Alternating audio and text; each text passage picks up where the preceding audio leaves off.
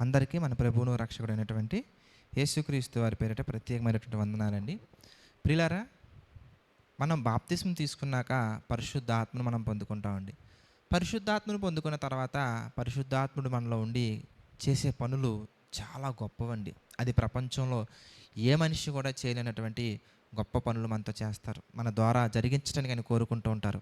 అయితే ఆయన చేసే గొప్ప కార్యక్రమాలలో, మన ద్వారా ఆయన చేసే క్రియలలో కొన్ని ఈరోజు మనం తెలుసుకునే ప్రయత్నం చేద్దాం. యోహాను సువార్త మనం చూస్తే 16th చాప్టర్, యోహాను సువార్త 16వ అధ్యాయం కనుక మనం చూస్తే 8వ వచనం మనం చూద్దాం. యోహాను సువార్త 16వ అధ్యాయము 8వ వచనం మనం చూస్తే, ఆయన వచ్చి పాపమును గూర్చియు నీతిని గూర్చియు తీర్పును గూర్చియు లోకమును ఒప్పుకొన చేయును. చూసారా, పరిశుద్ధాత్ముడు మన దగ్గరకు వచ్చిన తర్వాత పాపమును గురించి, లోకమును గురించి, తీర్పును గురించి మనతో ఎల్లప్పుడూ మాట్లాడుతూ, మనం ఏదైనా గనక పాపానికి సంబంధించినటువంటి చేయాలన్న ఆలోచన మనలో వచ్చిన వెంటనే ఆయన మనల్ని గద్దిస్తారండి. ఆయన మనల్ని హెచ్చరిస్తారండి. వాక్యము ద్వారా హెచ్చరిస్తారు. నీ హృదయంలో ఆయన యొక్క శక్తిని బట్టి, ఆయన క్రియలను బట్టి ఒక గద్దింపుని నీకు ఇస్తూ ఉంటారు. అలాగే సేవకుల ద్వారా ఆయన గద్దిస్తూ ఉంటారు. ఏదైనా కనుక ఆయన ఆలోచనకి, పరిశుద్ధాత్మ యొక్క ఆలోచనకి వ్యతిరేకంగా మనం వెళ్తున్నట్లయితే కనుక తప్పకుండా ఆయన మనతో మాట్లాడుతూనే ఉంటారండి.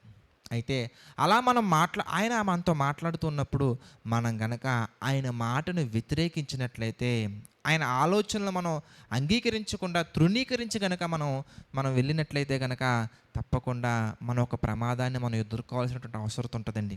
అదేంటంటే ఎఫెసీయులకు రాసిన పత్రిక మనం చూద్దాం.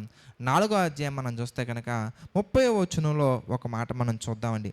ఎఫెసీ పత్రిక 4వ అధ్యాయంలో కనుక మనం చూస్తే 30వ వచనం, దేవుని యొక్క పరిశుద్ధాత్మను దుఃఖపరచకుడి, విమోచన దినం వరకు ఆయన యందు మీరు ముద్రింపబడి ఉన్నారు. పరిశుద్ధాత్మను కనుక మనం దుఃఖపరిచినట్లయితే కనుక ఆయన మన యొద్ద నుండి వెళ్ళిపోయే అవకాశం ఉంటుందండి. ఒకవేళ ఆయన కనుక మన యొద్ద నుండి వెళ్ళిపోయిన తర్వాత ఇక మనం ఎంత ఏడ్చినా కానీ, ఎంత ప్రయాసపడినా కానీ, ఎంత కన్నీరు కార్చినా కానీ ఉపయోగం లేనటువంటి పరిస్థితుల్లోకి మనం వెళ్ళిపోతాం. కనుక మన హృదయం కఠినపరచుకొనకుండా పరిశుద్ధాత్ముడు మనతో మాట్లాడుతున్నప్పుడు, పరిశుద్ధాత్మ దేవుడు మనల్ని గద్దిస్తున్నప్పుడు ఆయన గద్దింపుకు మనం లోపడగలగాలి. అది ఏదైనా కానీ, అది మనకి దాన్ని మనం భూతద్దంలో చూసినప్పుడు చాలా పెద్దగా కనపడుతుందండి. కానీ పరిశుద్ధాత్మ యొక్క శక్తిని ఒకసారి మీరు ఆలోచించండి. పరిశుద్ధాత్మ యొక్క పవర్ని ఒకసారి మీరు ఇమాజినేషన్ చేసుకోండి. అప్పుడు ఆ శోధనని, ఆ పాపాన్ని మీరు చూడండి, అది చాలా చిన్నదిగా కనబడుతుందండి. అది అసలు కన్సిడరబుల్ థింగ్గానే మనకు కనిపించదు. మీరు ఎలాంటి దాంతో బాధపడుతున్నారో ఒకసారి ఆలోచించండి. కొంతమంది కొన్ని రకాల వీడియోస్కి అడిక్ట్ అయిపోయి ఉంటారు. కొంతమంది యూట్యూబ్ షార్ట్స్కి అడిక్ట్ అయిపోయి ఉంటారు. కొంతమంది రకరకాల ప్రోగ్రామ్స్కి అడిక్ట్ అయిపోయి ఉంటారు. కొంతమంది రకరకాల మూవీస్కి అడిక్ట్ అయిపోతారు. కొంతమంది రకరకాల మూవీ సాంగ్స్కి అడిక్ట్ అయిపోతారు. కొంతమంది రకరకాల జోదాలకి అడిక్ట్ అయిపోయి ఉంటారు. కానీ ఇవన్నీ కూడా చిన్నవండి. ఎప్పుడో తెలుసా, పరిశుద్ధాత్మని యొక్క కోణంలో చూడండి. ఆయన మీకు అనుగ్రహించే శక్తిని బట్టి చూడండి. ఆయన మీకు దయచేయి కృపను బట్టి చూడండి. అవన్నీ మనకి చాలా చిన్నగా ఉంటాయండి. వాటిని మనం చాలా సింపుల్గా ఎదిరించవచ్చు. ఎప్పుడయ్యా అంటే వాటినే మనం చూస్తూ ఉంటే కాదండి, దేవునిని చూస్తూ దేవునిలో నడవాలని ఆశ కలిగి కనుక ఆయన యొక్క చింతన మనం ఉంటూ కనుక వెళ్ళగలిగినట్లయితే కనుక ఆయన అంటున్నటువంటి మాట ఏంటి తెలుసా, సమాధానకర్తకు దేవుడు సాతానును శీఘ్రముగా మీ కాళ్ళ కింద చితక త్రొక్కించును. శోధనలన్నీ మనం చితక త్రొక్కగలమండి. శోధనలన్నీ మనం ఎదిరించగలమండి. లోకాన్ని మనం జయించగలమండి. ఎప్పుడో తెలుసా, ఆయన మీద మనం ఆధారపడినప్పుడు, ఆయన మనల్ని గద్దించినప్పుడు లోబడినప్పుడు, ఆయన మనల్ని ప్రేమించి మనకి ఇచ్చే అవకాశాలను మనం దగ్గరికి తీసుకున్నప్పుడు, ఆయన మనం సంతోషపరిచినప్పుడు. కనుక పరిశుద్ధాత్మను దుఃఖపరచకండి. ఆయన మనతో ఏ మాట మాట్లాడినా కానీ వాక్యము ద్వారా మనతో మాట్లాడుతూ ఉంటారు. కనుక ఆయన మనకు తెలియజేసే ప్రతి విషయం పట్ల పరిపూర్ణమైన స్పష్టత కలిగి ప్రార్థనాపూర్వకంగా మన భక్తి జీవితంలో, మన ఆత్మీయ జీవితంలో మనం వెళ్ళగలిగితే తప్పకుండా అవసరమైన ప్రతి ఒక్కటి కూడా దేవుడు మనకు అనుగ్రహిస్తారు. ప్రార్థన చేసుకుందామండి. దయచేసి ప్రతి ఒక్కరు ప్రార్థనలో ఏకీభవించండి. ప్రార్థన.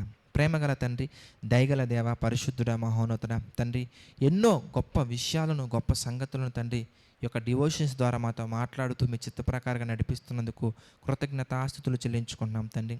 మీ నామ మహిమార్థమే తండ్రి.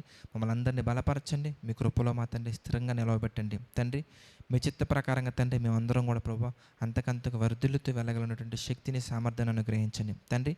ఈ డివోషన్స్ తండ్రి ఎంతమంది అయితే చూస్తున్నారో, ఎంతమంది అయితే మా తండ్రి అనేక మందికి షేర్ చేస్తున్నారో, వాళ్ళందరినీ బలపరచండి. వారి కుటుంబాలను తండ్రి మీ చిత్త ప్రకారంగా ఆశీర్వదించండి తండ్రి. ఈ పరిచర్యలో ప్రభా పార్టిసిపేట్ చేస్తున్న ప్రతి వ్యక్తిని, వారి కుటుంబాలను తండ్రి ఆర్థిక, ఆరోగ్య, మానసిక సమస్యల తండ్రి కృంగిపోకుండా మీ కృపలో తండ్రి స్థిరమైన మనస్సు కలిగి నిరంతరం వర్ధిల్లినట్లుగా మా తండ్రి కృప చూపించండి తండ్రి. అదేవిధంగా దీనుడైన నన్ను కూడా మీరు జ్ఞాపకం చేసుకొని తండ్రి ఇంకా ఎన్నో కార్యక్రమాలు చేయడానికి కావాల్సిన శక్తిని, సామర్థ్యాన్ని, సమయాన్ని, జ్ఞానాన్ని తండ్రి మీ చిత్త ప్రకారంగా అనుగ్రహించండి తండ్రి. మీ చిత్తమైతే మేము అందరం మరలా కలుసుకునే ధన్యతను అనుగ్రహించమని మా ప్రభువును రక్షకుడైనటువంటి యేసుక్రీస్తు వారి పేరిట ప్రార్థన అడిగి వేడుకొనుచున్నాము తండ్రి.